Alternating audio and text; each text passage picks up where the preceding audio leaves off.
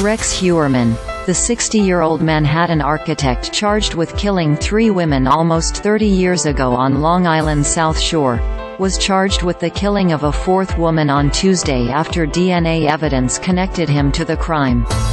The investigation into the potential serial killings began in December 2010 after the disappearance of Shannan Gilbert, a 24-year-old sex worker who fled a client while fearing for her life.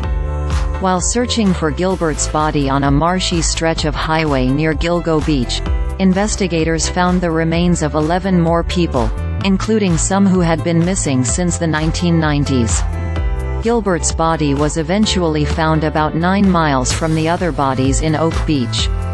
The murders remained unsolved for decades until the Suffolk County District Attorney's Office opened a new investigation into the cold cases.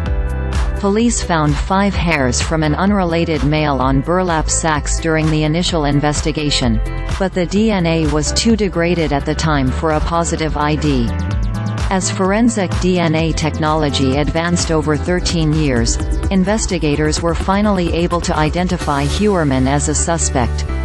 Heuermann was matched to the hairs after investigators matched the DNA to saliva found on a discarded pizza box in Manhattan, according to court records. Heuermann was first identified as a suspect in March 2022, and investigators then spent over a year putting together what Tierney called a massive amount of evidence against him, including cell phone records, car ownership records that match witness testimony, and physical burner phones Heuermann may have used to send threats to victims' families, Fox 5 New York reported. "I was only 7 years old when my mother was murdered," Nicolette Brainard-Barnes said after the proceedings, alongside other family members of the Gilgo Four, NBC New York reported. "The indictment of the grand jury has brought hope for justice. I know that she would want me to speak out for her." Prosecutors have not directly connected Heuermann to the 7 other bodies found in the area, and several victims remain unidentified, including the bodies of a mother and toddler. At a press conference Tuesday, Tierney said the grand jury that investigated Heuermann will continue investigating the remaining cold cases using the same methodology.